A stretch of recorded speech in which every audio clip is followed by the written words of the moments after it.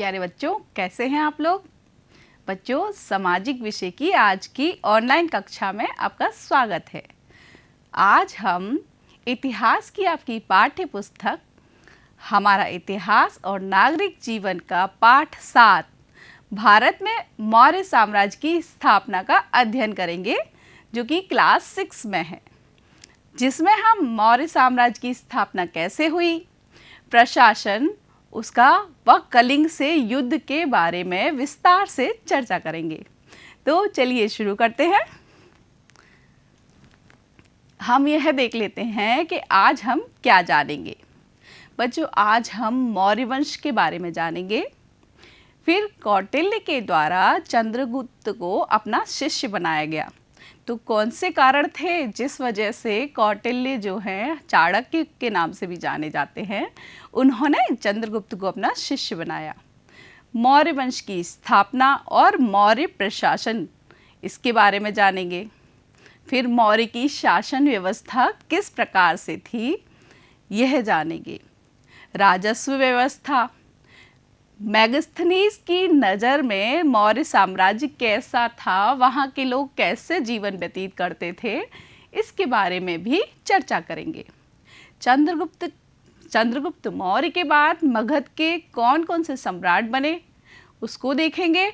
और मौर्य साम्राज्य की जो अशोक सम्राट बना, उसकी आखिरी लड़ाई, ऐसे क्या कारण थे जिस वजह से उसने यह निर्णय लिया कि ये उसकी आखिरी लड़ाई है, इसके बारे में चर्चा करेंगे। तो चलिए शुरू करते हैं। बच्चों, आजकल जो सिक्के प्रचलित हैं, उनके पीछे आपने अधिकतर देखा होगा कि पीठ से पीठ सटाए हुए कुछ 4 सिंह बैठे हैं, जो कि हमारा राज चिन्ह भी है। तो बच्चों, वो जो 4 सिंह हैं, वो अशोक के सारनाथ स्तंभ से लिए गए हैं। और अशोक जिस वंश का शासक था, वह था मौर्य वंश। तो आज हम मौर्य वंश के बारे में अध्ययन करने जा रहे हैं। कौटिल्य द्वारा चंद्रगुप्त को अपना शिष्य बनाना। बच्चों, एक कौटिल्य थे जिनको हम चाणक्य के नाम से भी जानते हैं। तो बौद्ध स्त्रोतों के अनुसार नंद वंश के शासक धननंद के द्वारा एक बार उन्हें अपमानित किया गया। अब आचार्य कौटिल्य, जो कि एक बार रास्ते से गुजर रहे थे, तो वहाँ उन्होंने एक चंद्रगुप्त नाम के बालक को राज्य कीलकम नामक नाटक के रूप में खेल खेलते देखा। तो जिसमें बालक राजा बना हुआ था और अन्य जो बालक थे वो उसकी प्रजा बने थे, और वो आपस में उनके विवादों को बहुत ही खूबसूरती से, बहुत ही चतुराई से उसका निराकरण कर रहा था।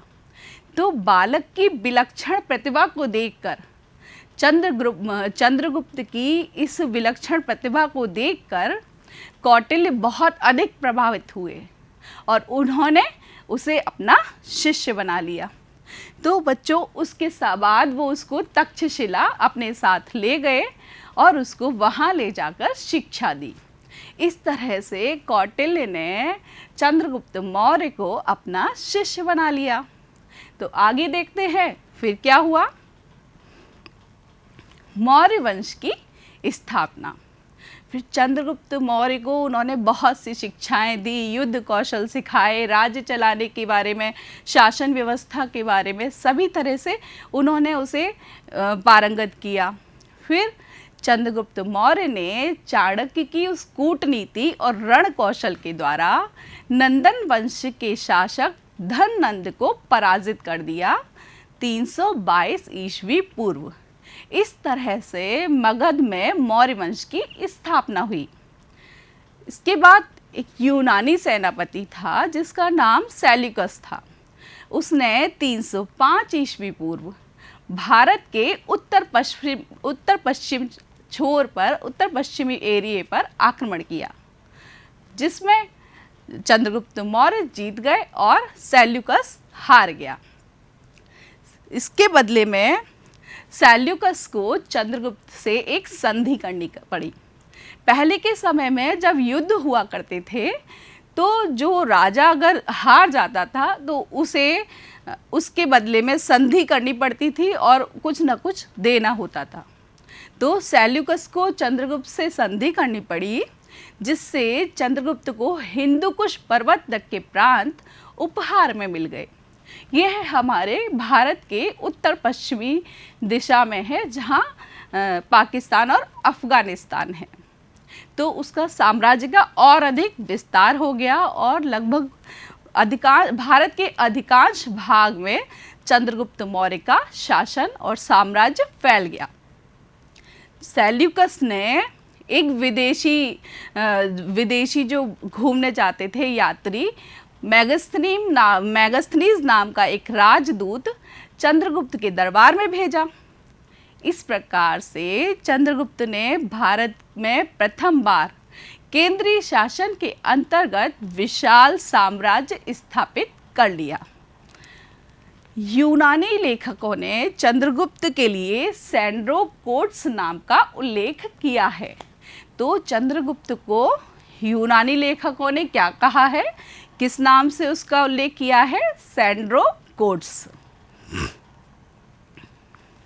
मौर्य प्रशासन। तो बच्चों, हमने अभी बताया कि जो सेल्यूकस था उसने एक राजदूत चंद्रगुप्त के दरबार में भेजा, जिसका नाम था मेगस्थनीज।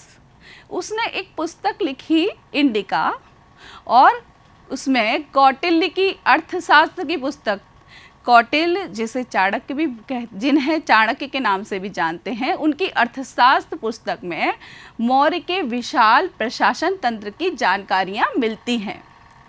चंद्रगुप्त ने सारे अधिकार अपने हाथों में रखे हुए थे। सारी जो शासन व्यवस्था थी, प्रशासन व्यवस्था थी, उसकी पूरी देखरेख वह खुद ही करता था, और उसके लिए उसने बहुत से अधिकारी भी नियुक्त किए थे। राजा की सहायता के लिए एक मंत्री परिषद गठित की गई थी, जिसके सदस्य राजा को सलाह देते थे। चाणक्य चंद्रगुप्त मौर्य के प्रधानमंत्री थे। इस तरह से मौर्य प्रशासन चलता था। तो हम मौर्य की शासन व्यवस्था के बारे में देखते हैं। यह चित्र आपकी पाठ्य पुस्तक में अंकित है, तो आप उसको वहाँ से देख सकते हैं। जो मौर्य साम्राज्य था वो बहुत से प्रांतों में विभाजित था। साम्राज्य का जिम्मेदार व्यक्ति राजा होता था, जिसका पद वंशानुगत था, अर्थात जो राजा था उसका पुत्र राजा बनता था, और उसकी ही जो पीढ़ी दर पीढ़ी वो राजा बनते चले जाते थे। राजा का कार्य था आंतरिक और बाहरी आक्रमण से बचाव करना। राजा की सलाह के लिए एक मंत्री परिषद गठित थी, जो कि राजा को सलाह देती थी। प्रांत में जो साम्राज्य का विभाजन बहुत सारे प्रांतों में था, तो प्रांत के जो प्रमुख जिम्मेदार व्यक्ति था वो राज्यपाल था। राज्यपाल राजवंश से ही होते थे। राज्यपाल का कर्तव्य प्रांतीय शासन व्यवस्था देखना, न्याय देना, विकास के काम करना, सिंचाई, सड़क, व्यापार आदि कार्यों को देखना था। प्रांत बहुत सारे जनपदों से मिलकर बने थे, तो जनपद को जिला भी कहते थे।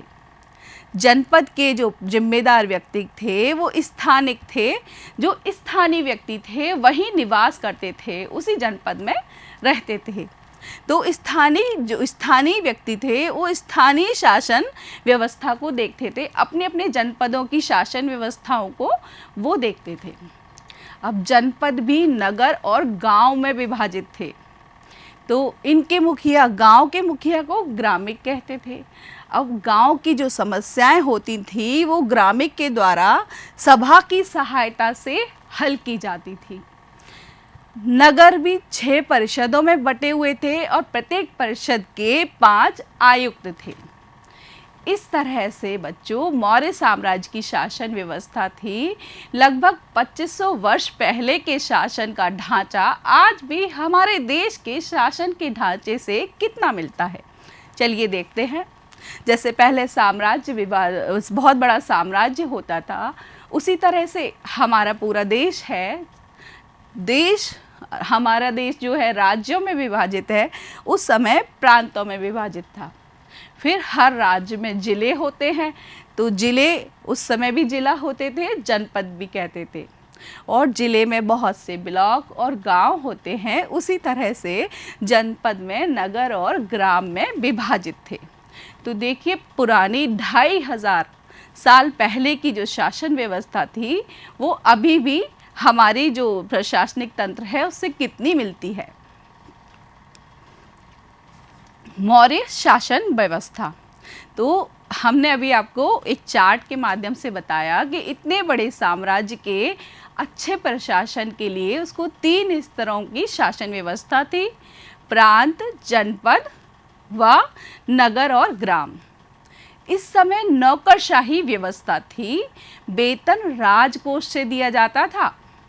मतलब जो भी लोग राज्य व्यवस्था में कार्य करते थे उनको वेतन दिया जाता था, जो कि राजकोष से दिया जाता था। प्रांत से लेकर गांव तक की वस्तु स्थिति को राजा समय समय पर दौरा करके स्वयं ही देखता था, जिससे कि राज्य में शांति व्यवस्था बनी रहे और अच्छे से शासन चल सके। बाहरी आक्रमण व आंतरिक विद्रोह को दबाने के लिए थल सेना व जल सेना राजा के पास थी। थल सेना में पैदल, हाथी और घोड़े थे। तो देखिए, इस तरह से ये मौर्य साम्राज्य की शासन व्यवस्था थी। राजा स्वयं ही दौरा करता था, उसके पास जल और थल दोनों सेनाएं थी, और नौकरशाही व्यवस्था थी, वेतन राजकोष से दिया जाता था, और गुप्तचर पूरे साम्राज्य की सूचना राजा को देते थे। तो उसने कुछ गुप्तचर भी नियुक्त किए थे, जो कि साम्राज्य में होने वाली घटनाओं से राजा को अवगत कराते थे। राजस्व व्यवस्था, अब नौकरशाही व्यवस्था थी और वेतन राजकोष से दिया जाता था। तो अब राजकोष में धन कैसे आता, कहाँ से उसकी व्यवस्था की गई, चलिए इसके बारे में चर्चा करते हैं। इतनी बड़ी व्यवस्था को चलाने के लिए धन की आवश्यकता थी, जिसके लिए राजा की नीति खजाने को हमेशा भरा रखने की थी। इस समय राजस्व व्यवस्था बहुत अच्छी थी। कृषि कर, सिंचाई कर, व्यवसायी संगठनों पर बिक्री कर आय के प्रमुख साधन थे, जो कि अभी भी इस प्रकार के कर हम लोग सरकार को पे करते हैं।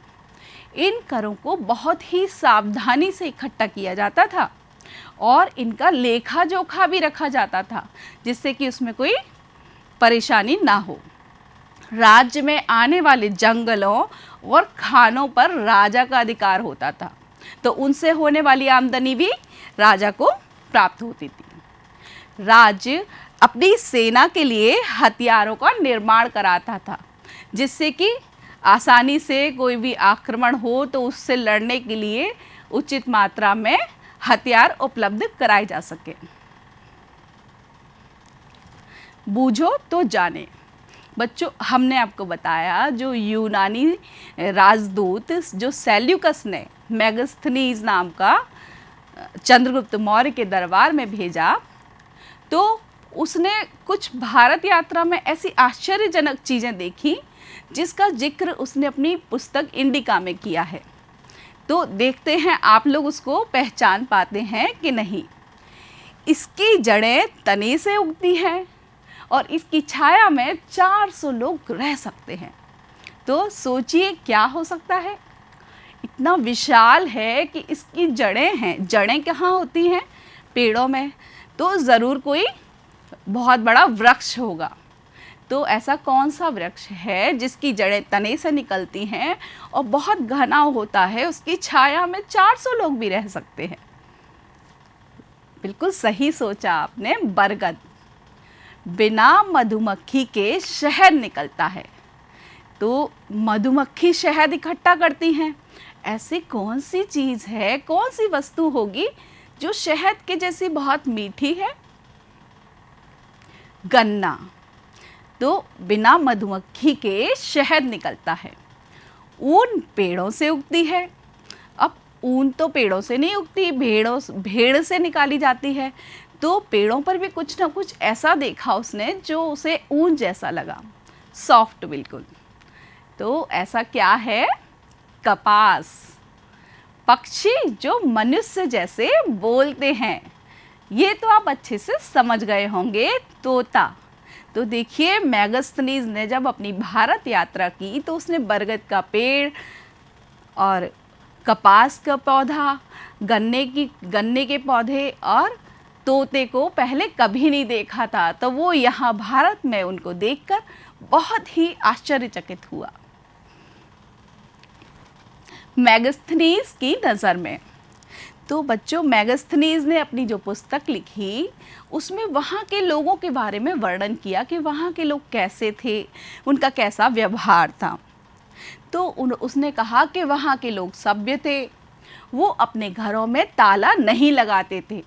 अब ताला नहीं लगाते थे, इसका मतलब यह हुआ कि वहाँ चोरी नहीं होती थी। वे अपनी कही बातों का पालन करते थे, अर्थात झूठ नहीं बोलते थे, झूठी गवाही नहीं देते थे। उनके महल सोने चांदी के बने होते थे, अर्थात इतना पैसा था सबके पास, सभी लोग इतने समृद्ध थे कि वो अपने महलों को सोने चांदी के बनवाते थे। और मगध साम्राज्य की जो राजधानी थी वो पाटलिपुत्र, उसका क्षेत्रफल 9 मील लंबा और 1.5 मील चौड़ा था।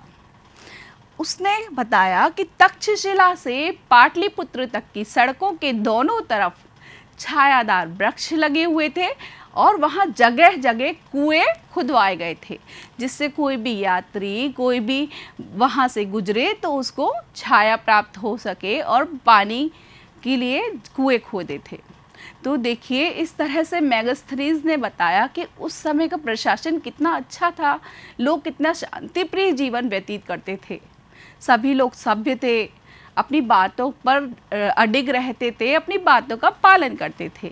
कोई घर पर ताला नहीं लगाता था, जबकि उनके मकान सोने और चांदी के बने होते थे, और कोई झूठी गवाही भी नहीं देता था। राजा ने भी लोगों की सुविधाओं के लिए जगह जगह सड़क के दोनों तरफ वृक्ष लगवाए और जगह जगह कुएं खुदवाए। चंद्रगुप्त के बाद मगध का सम्राट, चंद्रगुप्त के बाद उसका बेटा बिंदुसार मगध की गद्दी पर बैठा, और बिंदुसार के बाद उसका बेटा अशोक मगध की सम्राट बने। सम्राट अशोक, जिनका नाम आपने सुन रखा होगा। चंद्रगुप्त मौर्य ने जो साम्राज्य स्थापित किया था उसमें से कलिंग स्वतंत्र हो गया था। अतः उत्तराधिकार प्राप्त करने के बाद अशोक के सामने एक बहुत बड़ी चुनौती थी कि कलिंग की विजय। उसने सोचा, यदि कलिंग अपना अलग साम्राज्य स्थापित कर लिया है, यदि इस तरह से और भी राजा अलग अलग अपना साम्राज्य विस्थापित कर देंगे तो मौर्य साम्राज्य का विस्तार धीरे धीरे कम होता चला जाएगा।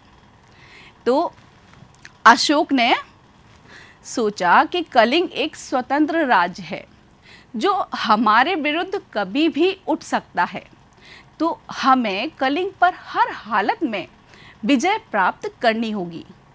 तो उसने कलिंग पर युद्ध कर दिया, और इस युद्ध में कलिंग को और उसकी सेना को भारी क्षति हुई।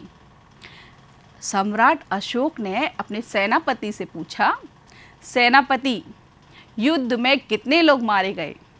तो सेनापति ने कहा, लगभग 1 लाख लोग मारे गए और 1.5 लाख बंदी बनाए गए। युद्ध के भयावह दृश्य के परिणाम देखकर सुनकर अशोक बेचैन हो उठा। उसका मन विचलित हो गया। चारों तरफ त्राही त्राही लाशों के ढेर पड़े थे, जिसको देखकर वो बहुत ही ज़्यादा विचलित हो गया और उसका मन बेचैन हो गया, और वो जोर से चिल्लाया, अरे नहीं! और उसने अपने मन की शांति ढूंढने की कोशिश की। लेकिन अब उसे शांति कहीं नहीं मिल रही थी। तो इस तरह से वो मन की शांति ढूंढने के लिए निकल पड़ा। उसकी शांति तो कहीं खो गई थी। अचानक उसे एक बौद्ध भिक्षुक मिले और उसने उनसे पूछा कि मेरे मन को शांति कहाँ से मिलेगी।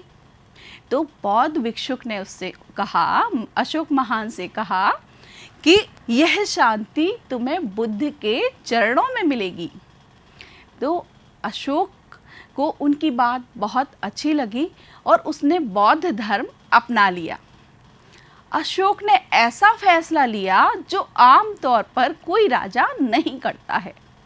उसने कलिंग को युद्ध में हराने की बात तय किया कि वह भविष्य में कभी भी युद्ध नहीं लड़ेगा। इस तरह से ये अशोक की आखिरी लड़ाई थी।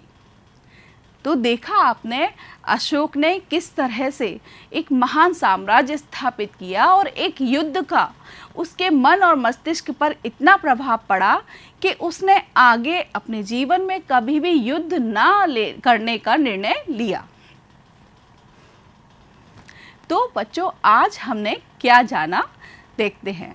आज हमने मौर्य वंश के बारे में जाना। मौर्य वंश की स्थापना कैसे हुई, चाणक्य ने चंद्रगुप्त को अपना शिष्य कैसे बनाया। एक बार कौटिल्य या चाणक्य, जो कि नंद वंश के शासक धननंद ने उन्हें अपमानित किया था, तो अपमानित होके जा रहे थे तो उन्होंने चंद्रगुप्त नाम के एक बालक को राजकीलकम नामक खेल खेलते देखा और बालक की विलक्षण नेतृत्व क्षमता को देखकर वो बहुत अधिक प्रभावित हुए और उन्होंने उन्हें अपना शिष्य बना लिया और अपने साथ तक्षशिला ले आए और उनको युद्ध के बारे में, शासन चलाने के बारे में बहुत सी शिक्षा दीक्षा दी। इस प्रकार चंद्रगुप्त उनकी कूटनीति से और युद्ध कौशल से चंद्रगुप्त ने 322 ईस्वी पूर्व मौर्य वंश की स्थापना की। उन्होंने धननंद को पराजित करके एक मौर्य साम्राज्य की स्थापना की। 305 ईस्वी पूर्व सेल्यूकस नाम के यूनानी सेनापति, उसने भारत पर आक्रमण किया जिसको चंद्रगुप्त ने हरा दिया और सेल्यूकस को चंद्रगुप्त मौर्य से एक संधि करनी पड़ी जिसके तहत उसे हिंदू कुश तक के प्रांत चंद्रगुप्त को देने पड़े, जिससे उसका साम्राज्य का और अधिक विस्तार हुआ और इस तरह से मौर्य साम्राज्य पूरे भारत के आसपास फैल गया। पाकिस्तान, अफ़गानिस्तान, भूटान, नेपाल, बांग्लादेश, ये पूरा और हमारा भारत का अधिकांश भाग चंद्रगुप्त मौर्य का शासन रहा। फिर वहाँ की मौर्य वंश की स्थापना के बाद वहाँ की शासन व्यवस्था कैसी थी। साम्राज्य प्रांतों में विभाजित था और प्रांत जनपदों में विभाजित थे। साम्राज्य का मुखिया राजा होता था जो कि वहाँ को शांति व्यवस्था को बनाए रखता था, जिसकी सलाह के लिए मंत्री परिषद थी। साम्राज्य प्रांतों में विभाजित था, प्रांत का मुखिया राज्यपाल था और प्रांत जनपद में विभाजित थे और जनपद का मुखिया स्थानिक था। जनपद नगर और ग्राम में विभाजित थे, तो ग्राम के मुखिया को ग्रामिक कहते थे और ये सभी अपने अपने क्षेत्र के शासन को देखते थे, वहाँ की शासन व्यवस्था को चलाते थे। मौर्य साम्राज्य की शासन व्यवस्था कैसी थी।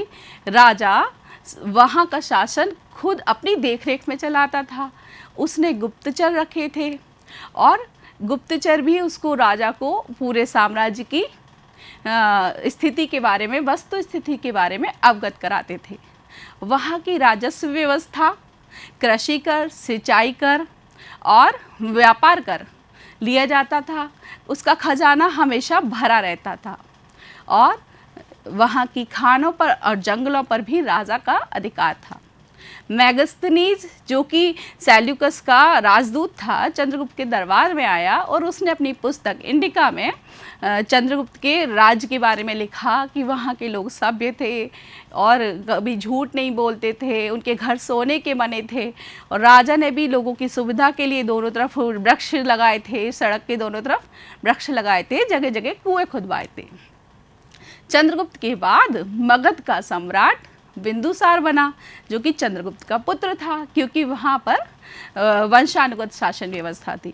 और बिंदुसार के बाद सम्राट अशोक बना। सम्राट अशोक के सामने एक चुनौती थी कि क्योंकि चंद्रगुप्त के समय ही कलिंग ने अलग साम्राज्य स्थापित किया था, एक उसका भारत का एक हिस्सा। तो चंद्रगुप्त अशोक ने उस पर आक्रमण करने की सोची और युद्ध लड़ाई किया। युद्ध के बहुत ही भयानक परिणाम थे और कलिंग युद्ध में बहुत ही बुरी तरह हारा गया। लगभग 1 लाख लोग मारे गए और 1.5 लाख बंदी बनाए गए। लेकिन उसका परिणाम क्या हुआ कि अशोक का मन विचलित हो गया और उसका मन दया से भर गया। इतने लोगों की लाश देखकर, युद्ध का परिणाम देखकर उसने अपने जीवन में युद्ध ना करने की ठानी और उसने बौद्ध धर्म की शरण ली। इस तरह से ये अशोक की आखिरी लड़ाई थी। चलिए अब कुछ अभ्यास कार्य करते हैं। चाणक्य ने किसे अपना शिष्य बना लिया? किसे बना लिया? बिल्कुल सही, चंद्रगुप्त मौर्य को। यूनानी लेखकों ने चंद्रगुप्त के लिए किस नाम का उल्लेख किया है? हमने आपको बताया था कि यूनानी लेखकों ने चंद्रगुप्त के लिए सेंड्रोकोट्स नाम का उल्लेख किया है। मैगस्थनीज की कौन सी पुस्तक में मौर्य प्रशासन तंत्र की जानकारी मिलती है? मैगस्थनीज जो कि यूनानी राजदूत था, उसकी कौन सी पुस्तक है? इंडिका। मौर्य काल में गांव के मुखिया को क्या कहते हैं? क्या कहते थे? ग्रामिक। मौर्य काल की राजस्व व्यवस्था में आय के प्रमुख स्रोत क्या थे? हमने आपको बताया था कृषि कर, सिंचाई कर और व्यापार कर। मैगस्थनीज ने अपनी पुस्तक में लिखा है कि इसकी जड़ें तने से उगती हैं और इसकी छाया में 400 लोग बैठ सकते हैं। तो ऐसा कौन सा वृक्ष था? बरगद। आप लोगों को अच्छे से याद रहा होगा और मैं आशा करती हूँ आप लोग अच्छे से समझ रहे हैं।